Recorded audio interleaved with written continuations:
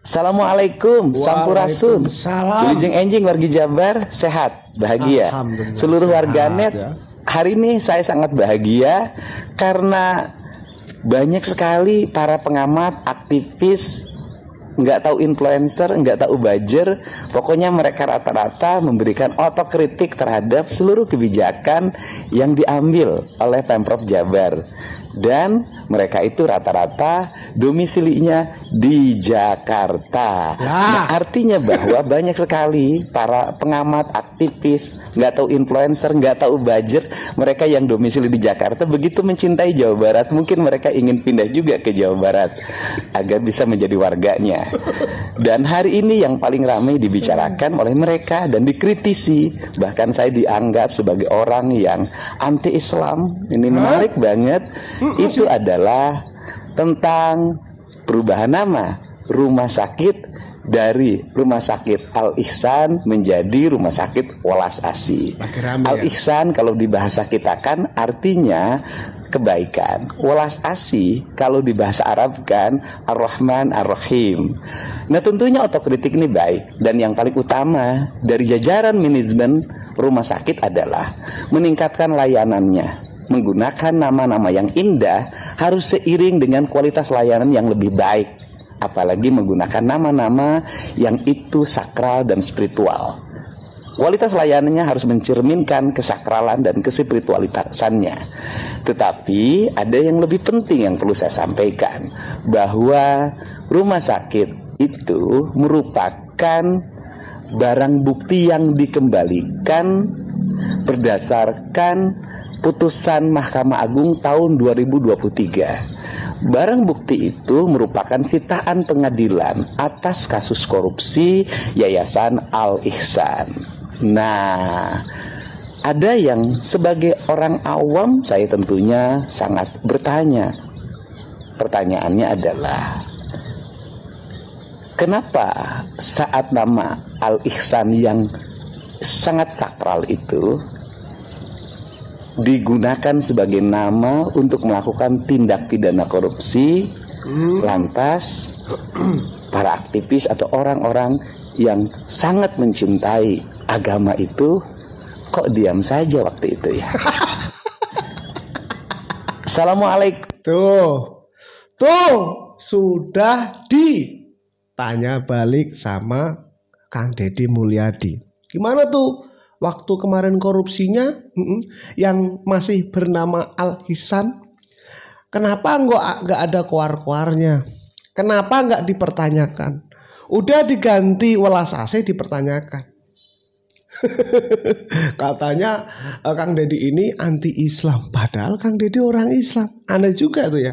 Dan berganti nama itu karena berganti kepemilikannya gitu.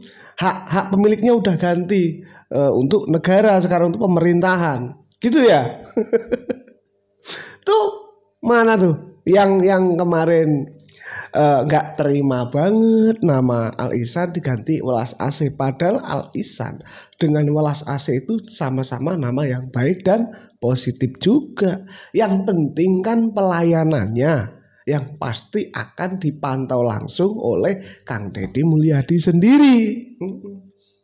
Nama Al Ihsan tapi buat korupsi, itu kan sama saja melecehkan juga, ya kan, menghina juga nama baik kayak gitu malah buat korupsi.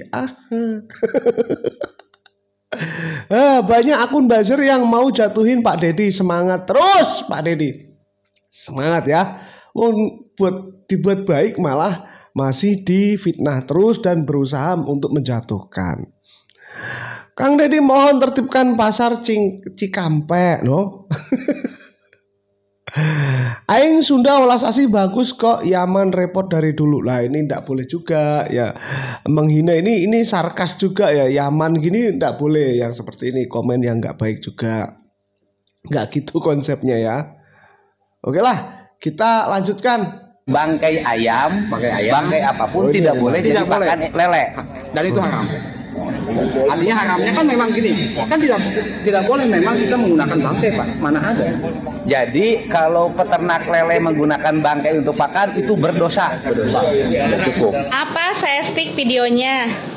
Lele itu adalah hewan, dan hewan itu tidak tahu halal dan haram. Dan menurut hukum agama sekalipun, bangkai ikan tidak haram.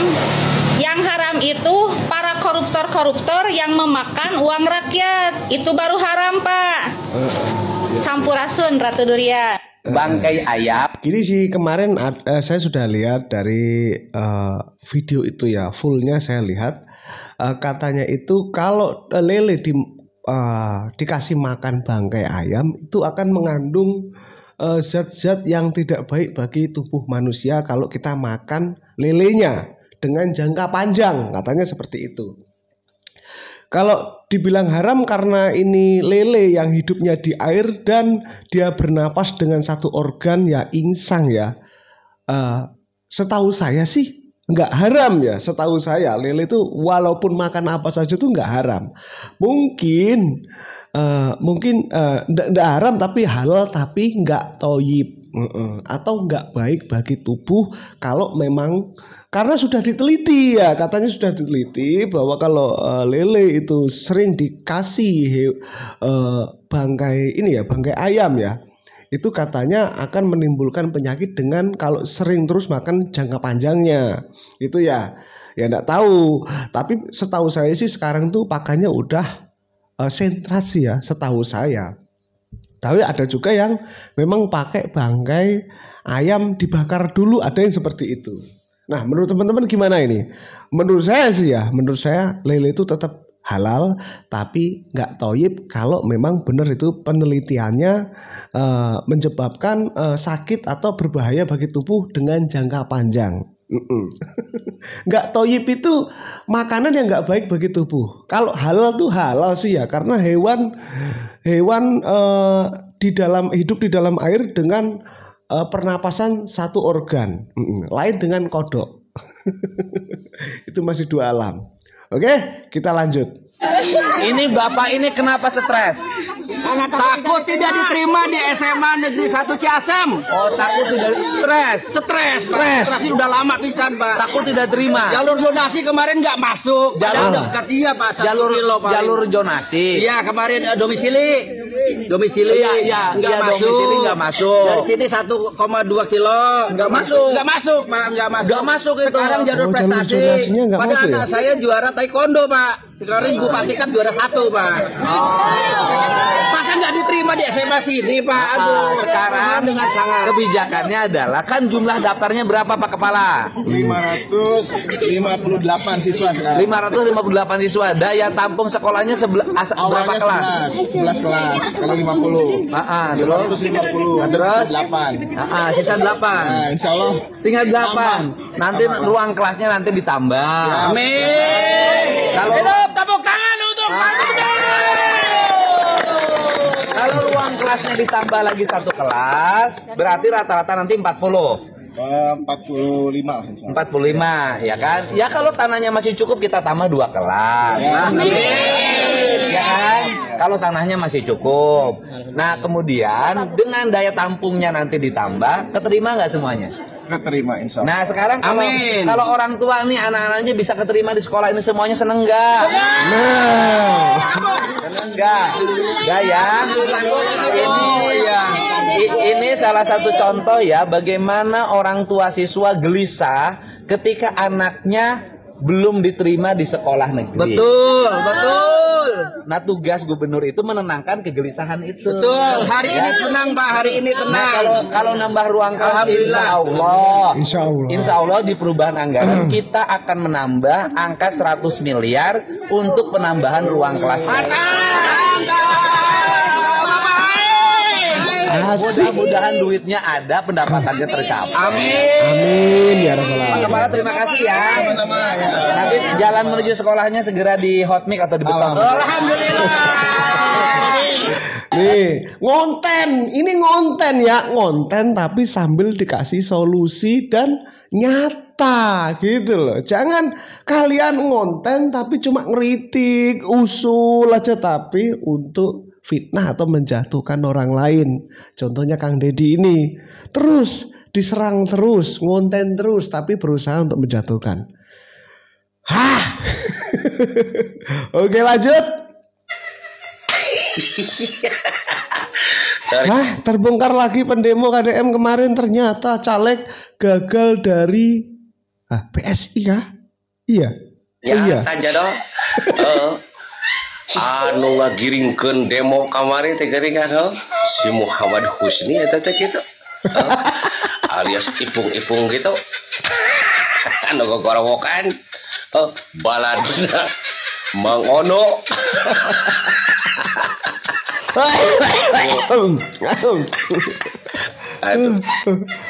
Sulit ternyata gitu teman-teman. Ternyata dia itu berbau-bau politik juga ya, tak kiranya orang biasa gitu guys. Wadidaw. Eta golongan golongan sebangsa ning jeruh enggak tahu bahasanya. Udah. Ambil inisiatif untuk menyelesaikan. Dalam pelantikan eselon 3 di tempat terbuka di wilayah di bawah jembatan layang Cilunyi Rabu 2 Juli 2025. Sehingga saya tadi meminta kepada kepala PU, saya bilang tolong data jalan-jalan di seluruh provinsi Jawa Barat yang itu jalan nasional, kelihatan kumuh, kelihatan tidak terawat, kelihatan tidak tertata. Coba hitung berapa kebutuhan ke depan kalau ada petugas kebersihan. Nanti kan dijaga, sebagian lagi ada patroli. Ambil inisiatif. Ini pelantikan di bawah jembatan flyover atau jembatan layang lah gitu ya. Ya biar tahu nih masyarakat maksudnya pejabat nih biar tahu. Jangan di hotel atau di lapangan yang bagus, lihat nih yang di sini di bawah jembatan, biar mereka merasakan juga yang seperti ini gitu ya. Tapi ada yang nyinyir, ada yang kritik, katanya itu terlalu over content, terlalu apa ya namanya itu ya, branding banget, sampai pelantikan aja di bawah flyover padahal ada tempat lain yang lebih layak katanya gitu. Emang kenapa sih? Ini menunjukkan biar para pejabat tuh merasakan juga nih rasanya di bawah jembatan tuh kayak gini gitu loh. Tapi yang nyinyir banyak juga sih ya, yang nggak suka, katanya terlalu berlebihan KDM membawa para pejabat untuk dilantik di bawah jembatan layang ini ya. Kita lihat komentarnya. Cari simpati rakyat biar nih pejabat dagelan model Mulyono nih udah ada nih. Udah ada buzzer yang mulai nyinyir.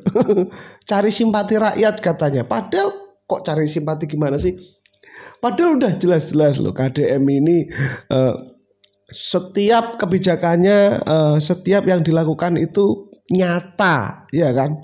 Nyata dan memang membantu rakyat beneran, bukan konten saja, gitu ya. Kok katanya cari simpati? Ya nggak apa-apa, cari simpati itu bener juga, tapi kan perbuatannya nyata untuk rakyat juga kan gitu. Bukan cuma omong doang gitu loh maksudnya tuh ya. Sudah terbukti KDM memang pro rakyat, beda jauh sama geng Mulyono, maju terus untuk Jabar sejahtera dan berikan contoh yang terbaik. Nggak tahu maksudnya geng Mulyono. Saya tahu sih maksudnya tapi nggak gitu juga ya. Intinya memang sudah terbukti lah bahwa KDM ini memang pro rakyat banget. Ini untuk menunjukkan aja sih. Untuk menunjukkan pejabat lain biar nggak kaget kalian waktu nanti berada di bawah jembatan seperti ini, kan pasti ngap juga, ya kan? Next lah. Ya, ngomongin Kang Deddy Mulyadi. Oke. Ini politisi Gerindra nih soalnya. Oke. Beliau gameplaynya serupa. Datang dari partai yang juga lagi berkuasa. Ini tanda partainya berhasil menciptakan kader-kader yang oke, atau tanda partainya lagi kedatangan kekuatan baru yang mungkin tidak direstui oleh partainya sendiri. Yeah, another kind of pencitraan is ongoing. Sama aja pola itu. Ya kan gue juga diserang oleh pendukung Kang Deddy karena gua kritik ide dia untuk membarakkan anak-anak nakal itu kan. Itu memang ide konyol. Ide konyol. Ya bagaimana mungkin anak dibawa ke barak? Barak itu yang didisiplinkan adalah tubuh. Anak itu perlu berimajinasi itu. Jadi kenakalan anak-anak itu, ya itu bagian dari upaya dia untuk mencari jalan pikiran lain kan, bikin imajinasi. Ngapain dikirim ke barak? Bukannya waktu itu argumennya adalah kedisiplinan, termasuk disiplin pikiran, itu dibutuhkan. Nakal karena tidak disiplin secara pikiran. Barak itu mendisiplinkan tubuh supaya dia jadi docile body itu. Docile body itu. Kan di barak diajarin baris berbaris, tata tertib, disiplin. Disiplin dalam pengertian militer beda dengan dalam pengertian pedagogi. Kan disiplin datang dari kata disciple, bahasa Inggris tuh. Yang artinya murid. Nah murid itu harus belajar dengan guru, bukan belajar dengan komandan. Itu kan hierarki dalam militer. Bagaimana imajinasi berkembang kalau di situ ada hierarki? Nggak ada pedagogi di dalam latihan tentara tuh. Tentara. Padahal kan di barak tuh nggak selamanya juga ya. Pasti kan sekolah juga nanti. Padahal, tahu sendiri lah teman-teman yang sudah memantau gimana ya kondisi dari barak militer yang anak-anak itu. Semuanya tuh lulus dengan baik ya. Dan karakternya memang berubah bener. Ya mungkin ada yang gak berubah, ada yang mungkin berubahnya tuh gak terlalu banyak. Tapi minimal pemerintah itu sudah maulah membantu dengan cara yaitu tadi anak-anak yang nakal dimasukkan barak militer agar nanti keluarnya itu menjadi anak yang baik. Tidak tawuran, tidak minum-minuman keras seperti itu. Kan perbuatan sudah baik dan terbukti juga sih ya. Sudah terbukti. Bahkan ada yang tidak mau keluar dari barak militer loh. Berarti kan ada emosionalnya dari guru-guru yang membuat pola pikir anak-anak itu menjadi lebih baik. Kan gitu teman-teman. Baru kali ini saya nggak setuju dengan pendapat Rocky Gerung. Biasanya saya suka banget dengan kata-kata dari omongannya, bicaranya, dari kritikannya Rocky Gerung. Tapi kali ini saya nggak setuju. Teori aja itu. Tapi buktinya sudah kalian lihat sendiri dari yang pernah keluar dari barak militer. Itu aja sih ya. Males dah. Next. Mohon maaf, saya selama ini serang oleh netizen-netizennya Sekda. Silakan serang lagi saya sekarang. Ini kenyataan demi Jawa Barat, saya nggak rela. Ini kok malah jadi kubu-kubuan kayak gini ya dari Wagub dan Sekdanya. Kenapa seperti ini ya? Seperti ini terus.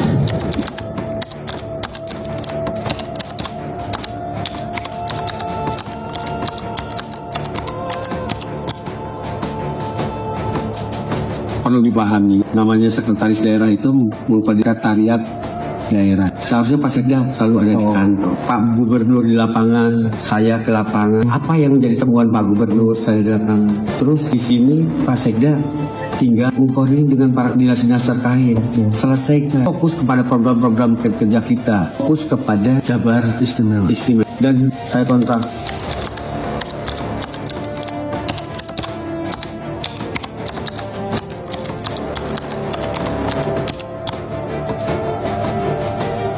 Mohon maaf ya, di sini nggak apa-apa, terserah sampaikan. Saya sangat kecewa. Ini akumulasi dari kekecewaan saya. Beberapa kali ada pelantikan kepala dinas. Jangankan dilibatkan, diberitahu saja saya tidak. Kan seharusnya seorang sekda itu memberitahu. Minimal ngasih tahu lah, Pak hari ini akan ada pelantikan. Saya tidak. Silahkan Pak Gubernur dan Pak Sekda yang ngatur itu, tapi minimal saya dikasih tahu informasikan. Kalau bagaimanapun saya itu wakil gubernur sepaket dipilih oleh masyarakat, jadi tolong saling menghargai.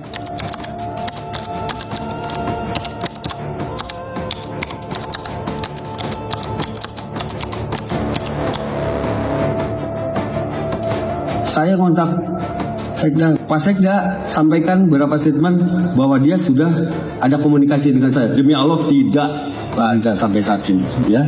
Tidak ada telepon, nggak ada. Ngajak ketemu langsung, tidak. Padahal sejarahnya sebelum menjadi Sekda Provinsi Jawa Barat, beliau ada Sekda Sumedang. Ketika ingin jadi Sekda Sumedang, dia memelas tengah malam ke rumah saya. Bupati saat itu tidak mau Herman menjadi sekda. Saya 3 kali melobi bupati untuk menerima saudara Herman jadi sekda, sampai jadi sekda. Sekarang sudah jadi sekda Sumedang, terus jadi sekda provinsi. Dia nggak menghargai saya sama sekali. Itu yang saya sangat sayangkan.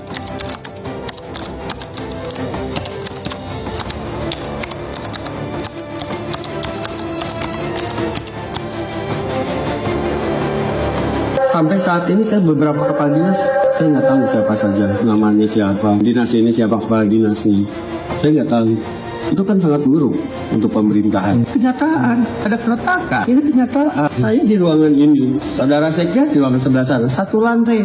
Saya lewat nggak pernah ada. Bukan nggak boleh kerja di lapangan, tetapi ya sekda itu kan seharusnya mengkoordinir rapi bagaimana mengkoordinasikan program-program yang dibuat oleh Pak Gubernur, oleh saya. Dia kan Pak Gubernur di lapangan, saya juga sekali-kali ke lapangan. Tapi ya sekda itu jangan seperti ini. Jangan ambil alih kerjaan orang, sementara kerjaan sendiri nggak dikerjakan. Tunggu pujian, mohon maaf, saya selama ini serang oleh netizen-netizennya sekda. Silakan serang lagi saya sekarang.